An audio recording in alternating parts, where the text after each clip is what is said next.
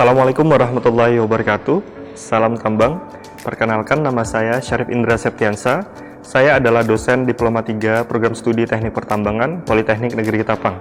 Pada kesempatan ini, saya akan menjelaskan salah satu mata kuliah yang saya ampu, yaitu mata kuliah pengolahan bahan galian. Pengolahan bahan galian ini merupakan mata kuliah yang didapat di semester ganjil, yaitu dengan jumlah 4 SKS, di mana 1 SKS teori dan 3 SKS praktek. Adapun capaian pembelajaran mata kuliah pengolahan bahan galian, yang pertama, mahasiswa mampu menjelaskan dan memahami tahapan-tahapan dasar dalam pengolahan bahan galian atau mineral processing. Yang kedua, mahasiswa mampu menghitung dasar mengenai material balance, material metalurgi, recovery mineral, dan lain-lain. Dan yang ketiga, mahasiswa mampu mengoperasikan alat-alat dalam proses pengolahan bahan galian.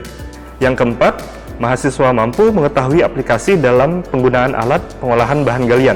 Berikut ini saya akan mendeskripsikan mata kuliah pengolahan bahan galian. Mata kuliah ini menjelaskan mengenai tahapan-tahapan dalam pengolahan bahan galian, mulai dari mempelajari pokok-pokok dalam pengolahan bahan galian, kajian mineralogi, kominusi, tahapan kominusi, sizing, dan screening, proses konsentrasi bahan galian, hingga proses dewatering dan material handling. Nah, berikut ini materi pembelajaran yang saya berikan kepada mahasiswa. Di antaranya, yang pertama yaitu pendahuluan, yang kedua yaitu pokok-pokok pengolahan bahan galian, yang ketiga kajian mineralogi bahan galian, yang keempat crushing atau proses peremukan, yang kelima grinding atau penggerusan, yang keenam sizing dan screening, yang ketujuh proses classifying, yang kedelapan konsentrasi gravitasi, yang ke-9, heavy medium separation atau HMS, yang ke-10, konsentrasi magnetik, yang ke-11, konsentrasi elektrostatik, 12, flotasi, dan 13, dewatering, 14, material handling.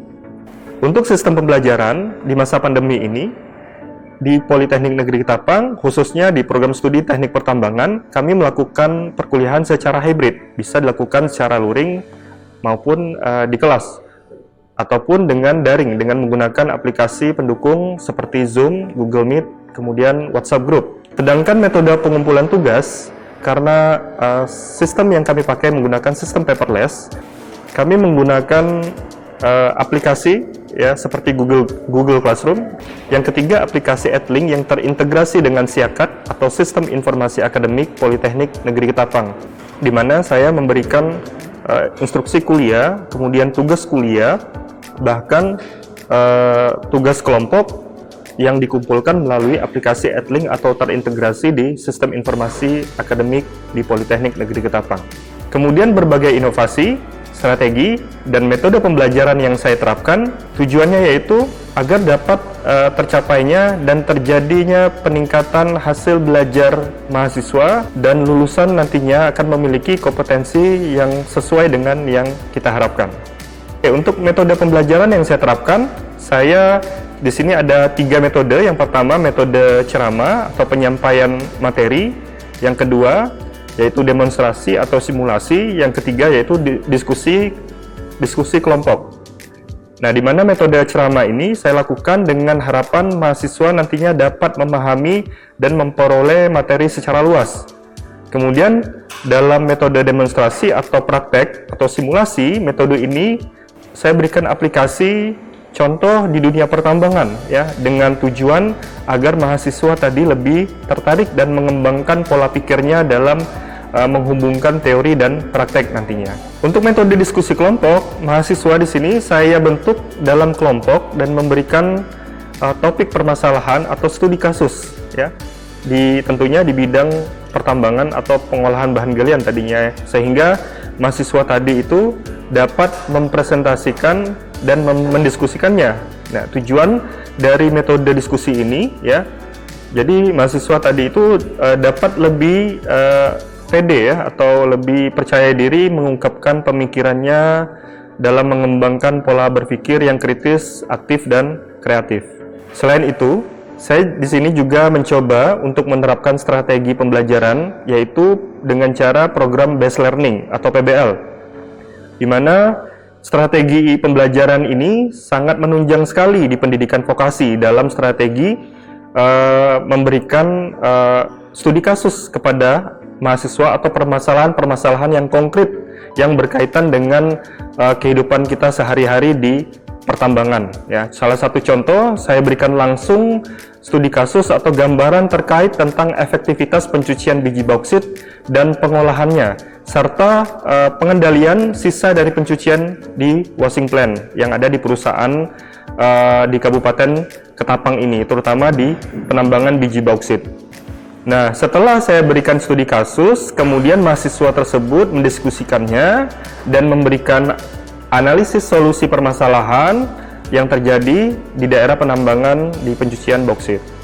Nah, untuk mempermudah penyampaian materi di sini, saya selalu mempersiapkan dan menyiapkan bahan ajar berupa slide presentasi atau buku ajar atau buku pegangan atau handbook yang sesuai dengan RPS. Kemudian dalam kegiatan praktikum, saya di sini juga menyiapkan atau memberikan modul atau tuntunan praktikum dalam menuntun mahasiswa untuk melakukan praktikum di pengolahan bahan galian.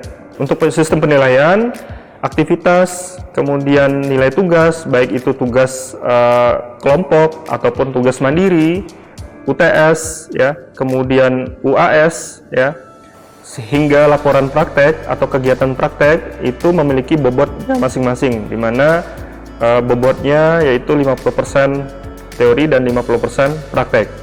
Nah, dalam pembelajaran teori, ya, kriteria dan indikator penilaian ini saya dasarkan pada kebenaran penjelasan, kemampuan komunikasi, kerjasama kelompok, kebenaran jawaban dari tugas yang dibuat oleh mahasiswa. Sedangkan untuk kriteria dan indikator penilaian dalam pembelajaran praktek, di sini saya lihat dari aktivitas atau saya nilai dari aktivitas dan keterampilan mahasiswa ketika melakukan praktikum di laboratorium, kerjasama kelompok, kebenaran analisis, kemudian ketepatan perhitungan, serta tata bahasa dalam penyusunan laporan praktikum.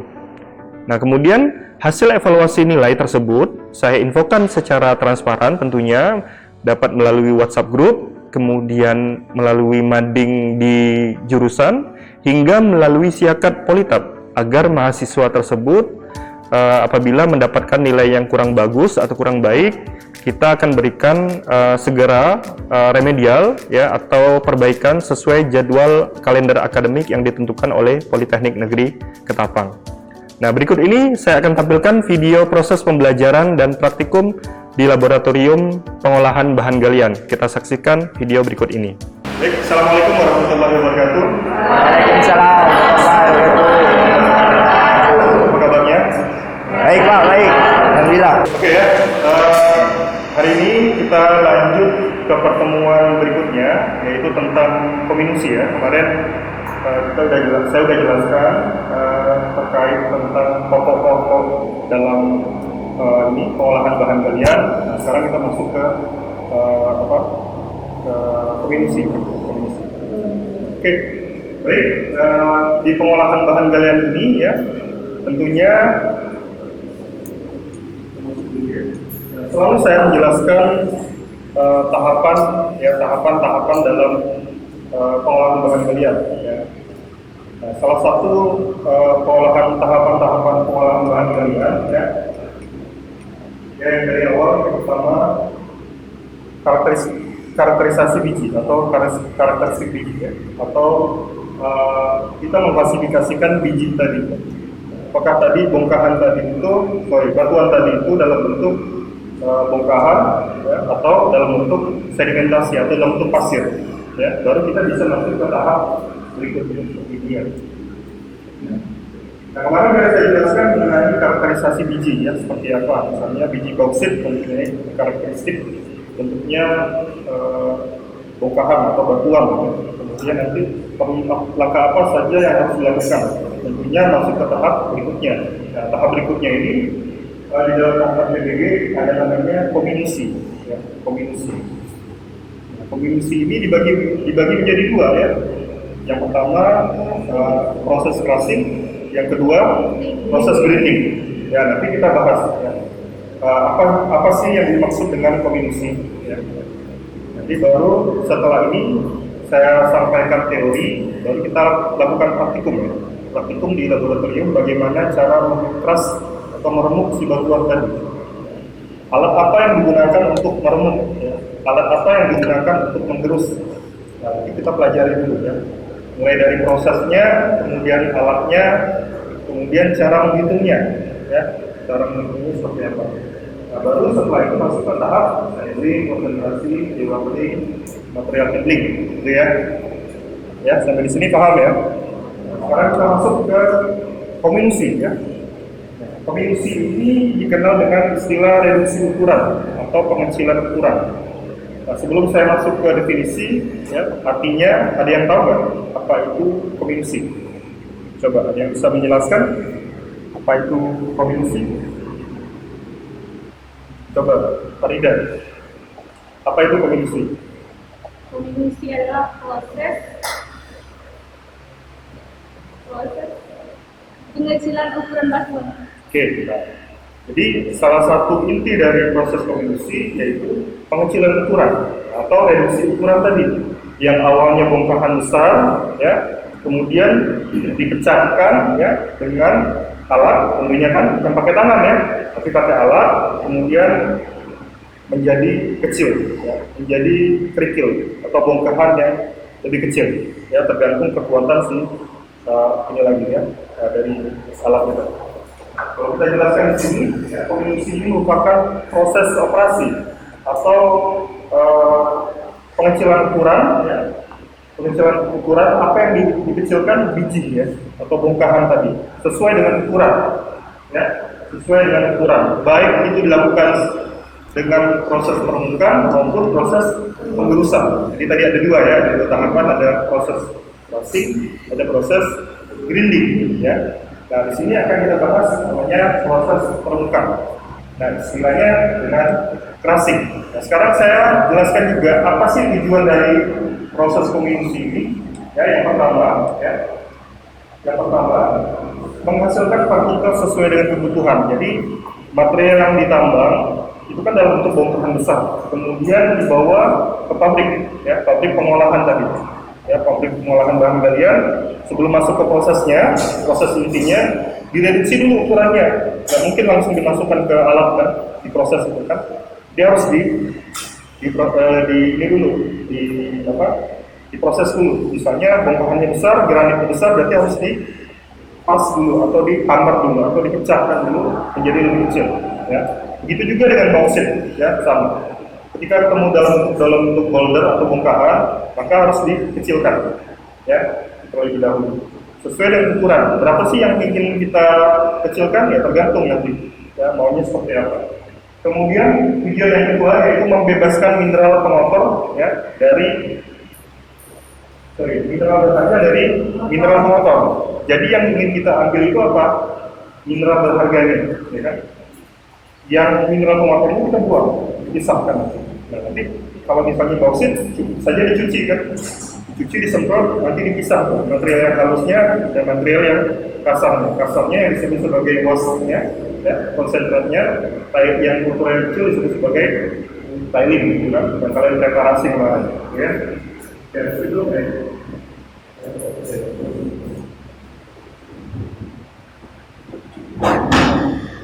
Nah, ini yang saya maksud, ini bongkahan biji, ya.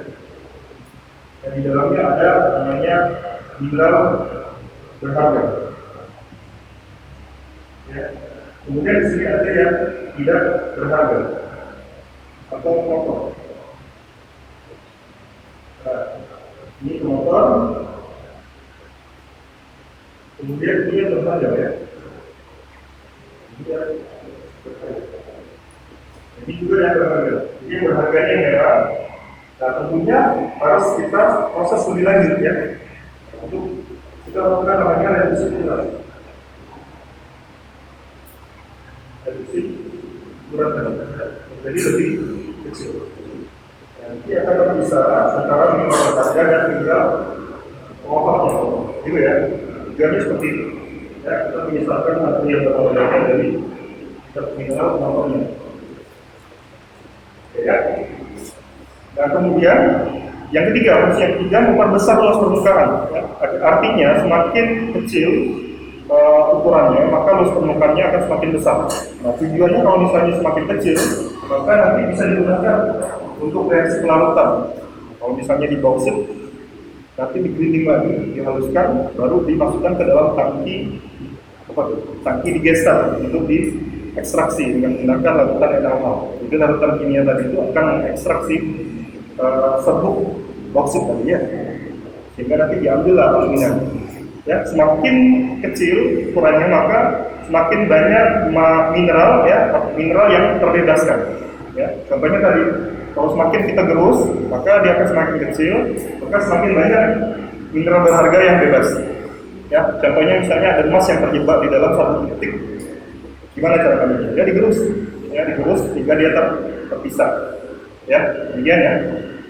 Nah, sekarang kita klasifikasikan. Jadi kombinasi itu ada dua, ya, ada proses crushing, ada proses grinding. Jadi crushing itu prosesnya, proses permukaannya, grinding itu proses penggerusan, ya, proses penggerusan. Ya, sekarang kita masuk ke proses crushing atau permukaan. Crushing itu prosesnya, alatnya namanya crusher. Crusher ya, alatnya namanya crusher. Jadi proses crushing ini diklasifikasikan menjadi tiga. Jadi dia tidak langsung bongkahan besar kemudian di-crush masuk ke grinding, tidak. Jadi bertahap. Karena alat itu bertahap. Ada jaw crusher, ada gyratory crusher, ada double roll crusher ya. Nah itu alatnya itu berbeda-beda dalam mengecilkan ukuran. Nah, ini diklasifikasikan menjadi tiga. Yang pertama primary crushing, ya, kemudian ada secondary, kemudian ada tertiary. Ada tertiary. Ini yang biasa digunakan dalam penambangan batu granit. Jadi batu granit itu ditambang, kemudian harus melewati tahapan ini, tahapan primary, secondary, kemudian tertiary. Ya. Tertiary. Nah, saya coba tanya, apalagi yang selain bauksit, granit, apalagi bongkahan atau batuan yang ada di alam ini? Yang di PT Freeport ada apa? Ada apa? Tembaga ya, batuan biji tembaga ya. Nah itu ditemukan dalam kalkopirit ya, dalam bentuk mineral kalkopirit. Ada lagi selain tembaga, ada apa lagi? Ada nikel, ada apa lagi? Perak itu biasa berikatan dengan si batuan tadi. Ada apa lagi? Biji besi. Ada bongkahan besi, ada bongkahan apa lagi? Ya masih banyak lagi ya, masih banyak lagi. Jadi mineral atau batuan atau bongkahan yang ada di alam ini banyak sekali. Ya. Nah ini mulai dari primary, ini ukurannya dari yang besar 8 sampai 6 in. Kemudian ini alatnya, jaw crusher, ada gyratory crusher. Kemudian secondary kita menggunakan alat jaw crusher, gyratory, cone crusher, double roll crusher. Ini ukurannya dari 8 sampai 6 menjadi 3 sampai 2 ya. 3 inci sampai ke 2 inci. Jadi lebih kecil. Kemudian dari 3 ini lebih kecil lagi ya. Lebih kecil lagi baru nanti masuk ke tahap grinding. Nah, itu grinding itu udah penghalusan lagi. Penghalusan lagi. Lebih halus lagi. Ukurannya lebih kecil lagi ya. Nah, ini tahapannya yang harus dimiliki. Ya, tujuannya apa? Tujuan kita melalui tahapan ini biar alatnya itu punya fungsi masing-masing. Ketika di crushing dia tidak langsung halus ya. Jadi kekuatan crusher itu macam-macam. Kayak jaw crusher dia hanya bongkahan besar, kemudian nanti keluar menjadi trickle. Nah, nanti trickle dari itu di crushing lagi ke mana? Secondary dan tertiary. Ya. Oke ya, sampai di sini. Nah, ini proses grinding. Ya, grinding kita menggunakan alat namanya ball mill. Ada ball mill, ada mill, table mill. Nah, ini hanya primary grinding sama fine grinding. Jadi kita menggrinding dari yang ukuran kecil tadi menjadi halus, fine, ukuran partikel halus, fine partikel. Gitu ya. Nah, kita belum masuk ke grinding, kita langsung masuk ke proses crushingnya. Ya. Nah, ini faktor-faktor yang mempengaruhi proses kombinasi. Ya, pertama ukuran partikel, ya. Kemudian biasanya ini ukurannya bentuk bongkahan. Nah, ini harus pakai tahap primary. Ya. Kalau bentuk bongkahan, dia harus melalui tahapan primary. Ya. Kemudian baru di screening. Nah, nanti kita partikum. Nanti ada bongkahan besar, kalian ambil. Ya. kemudian kalian screening. Ya, tujuannya tadi untuk mengetahui berapa ukuran ya rata-rata kemampuan jauh kerasan tadi itu dalam mengkeras batuan tadi permukaan, gitu ya. Kemudian keadaan materialnya, sediaan air, ya. Nah, ini kita cut dulu ya. Kita langsung masuk ke mekanisme ya atau mekanisme remuk ini ada 3. Yang pertama terjadinya abrasi atau atriksi, ya, di mana tadi itu ya partikel yang nanti ini akan pecah awalnya dari besar ini retak secara perlahan, ya, kemudian mengalami kompresi, ya. Kemudian yang ketiga effect. Ya, nah, ini ada gambarnya. Nah, ini prosesnya. Ya, awalnya di sini terjadi abrasi dulu, ya, retaknya di daerah sekitar permukaan di atas, kemudian lama-lama retak ke tengah, ya. Setelah itu langsung pecah karena di-impact tadi, infeksi kerasam tadi. Langsung pecah menjadi kecil-kecil, ya. Pecah menjadi kecil-kecil. Nah, ini yang terjadi ya, mekanisme permukaan, ya, mekanisme permukaan yang terjadi pada batuan. Oke. Nah, primary crushing ini, ya, dia mengecilkan ukurannya bertahap tadi, ya. Nanti kita langsung saja lihat alat jauh crushing. Nah, ini alat jauh crushingnya. Jadi crushing itu proses, kemudian crusher itu alat. Jadi crusher itu diklasifikasikan menjadi jauh crusher. Ada apa lagi? Ada jauh crusher, ada apa lagi? Ada apa lagi? Tipe jauh crusher, ada dry crusher, ada duty crusher, ada single toggle, ya, ada double toggle. Yang membedakannya apa? Komponen dari alatnya tadi. Sini kita lihat. Nah, ini ya. Ini namanya jauh crusher tipe toggle ganda. Nah, toggle ganda itu dari mana? Di sini. Nah, ini toggle. Ini toggle depan, ini toggle belakang. Kemudian nanti ini ada gap. Ya, gap ini lubang bukaan si ini tadi.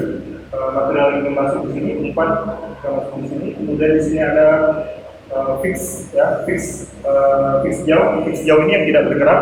Kalau yang ini movable jauh ini yang bergerak, materialnya yang bergerak. Ya.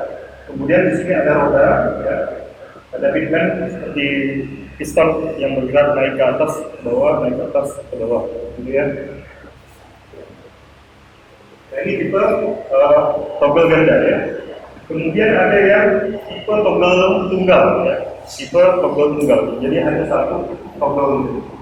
Kemudian ini tetap ada fix jauh, ada movable, ada pitman di sini.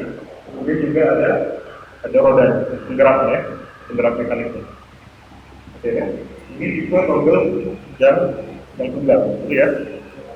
Nah, ini ada ya tipe jauh crusher tipe Duci, ya. Duci ini umpannya dari kiri di sini, kemudian nanti ada apa? Toggle di sini. Kayak ada movable jauh di sini yang bergerak. Kemudian di sini ada pitman yang berputar ke atas, yang memutarnya mengengkau, ya, kemudian akan menghancurkan si material tadi. Nah, ini alatnya, spesifikasi alat kalian bisa lihat pada gambar ini ada di buku juga, terus ya, klasifikasi alatnya mulai dari komponen yang awal tadi yang saya sebutkan itu komponen intinya saja, ya, komponen intinya saja. Nah, nanti akan kita langsung lihat ke laboratorium ya. Nah, di laboratorium kita punya alat jauh crusher. Nah, nanti kita akan coba ambil batuan tadi, kemudian kita reparasi dan kita masukkan ke dalam crusher. Kita coba ya setelah ini ya. Nah, ini di lapangan seperti ini. Nah, kalau di lapangan jauh crusher itu besar sekali, ya, tergantung ya. Kalau yang ukuran yang ditambang bongkahan batuan besar, biasanya dia menyediakan crusher yang sangat besar, ya, yang cukup besar, sehingga ketika material tadi dibawa melalui dump truck ditumpahkan ke hopper, maka dia akan langsung ya, ada dituangkan, kan? Ada bongkahan besar langsung masuk, ya, langsung mengimport, langsung ke bawah. Kan? Ke bawah ini kemana? Ke proses selanjutnya. Selanjutnya apa? Misalnya kalau biji bauksit, ya ini kan dicuci lagi kan, pokoknya di screening ya. Kemudian keluar fokusnya ke material, ke stockpile, gitu kan. Nah, kalau batuan lainnya, nah itu diproses lebih lanjut, kita di screening dulu atau di treating dulu, gitu kan, baru dicuci, gitu kan, atau diflorasi, ya. Jadi proses konsentrasinya berbeda-beda. Nah ini alat yang ada di lapangan, ya. Ada luka, kemudian ini ada koper yang dituangkan, kemudian ini ada geokasannya, rodanya. Nah disinilah proses terjadinya impact tadi ya, impact atau permukaan si batuan tadi. Ya.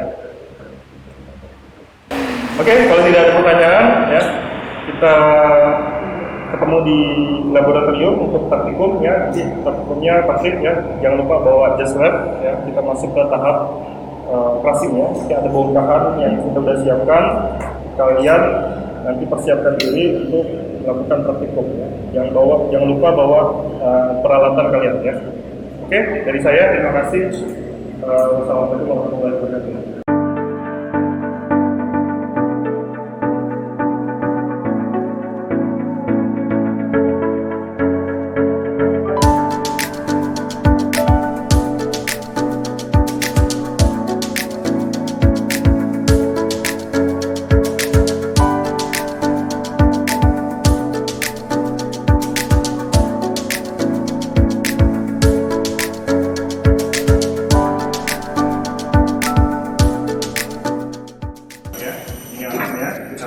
Kalian bisa lihat di sini. Tadi kalian sudah memecahkan batunya, ya.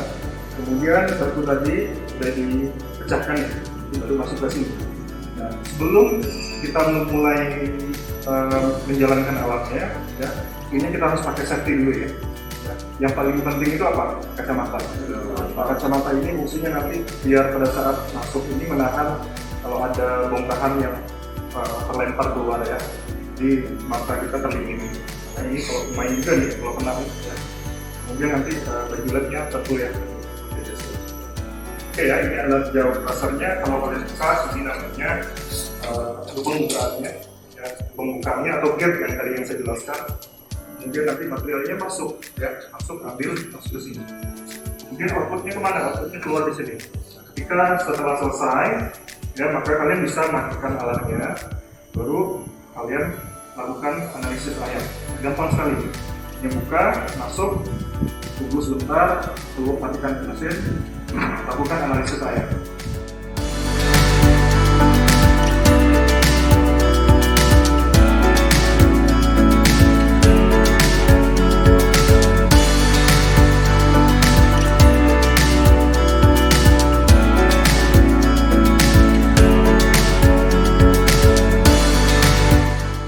Vaksinasi menggunakan mesh, kemudian kalian timbang. Setelah kalian timbang, kalian masukkan ke dalam tabel berikut ini ya. Masing-masing mesh dari masing-masing fraksi ya. Kalau mesh itu hanya satu nih, 7/8 itu mesh. Jadi kalau yang 7/8 negatif 7/8 plus 5/16 itu fraksi ya. Nanti dari sini negatif ini apa? Itu yang lolos ya. Nanti yang positif ini yang tertahan. Tapi dia lolos di mesh 7/8 dan tertahan di 5/16. Nah, kalau yang ini apa coba? Ini paham ya? Baru kalian bisa menjelaskan ya, menganalisis di laporan praktikum kalian ya, mengenai bagaimana analisis persentase fraksi massa lolos tarikan batu granit tadi ya, dengan ditimbang sekitar sekian kilo ya. Nah ini kalian bahas di laporan praktikum ya. Laporan praktikum nanti kalian buat ya, formatnya juga udah dikasih ya, kemudian kalian lakukan pembahasan datanya juga udah lengkap kan. Nah, kemudian baru kalian bisa simpulkan berdasarkan tujuan yang dipelajari pada modul ya. Oke, pada di sini ada pertanyaan. Baik, demikian deskripsi singkat dari saya. Semoga dapat memberikan gambaran mengenai kegiatan pada bidang pendidikan dan pengajaran yang saya lakukan sebagai dosen di program studi teknik pertambangan, khususnya pada mata kuliah pengolahan bahan galian. Atas perhatiannya, saya ucapkan terima kasih. Pesan saya, terus bergerak maju, selalu berinovasi, dan jangan lupa jadi orang baik. Saya Syarif Indra Septiansa, pamit undur diri. Semoga video ini bermanfaat. Terima kasih. Wassalamualaikum warahmatullahi wabarakatuh. Salam tambang.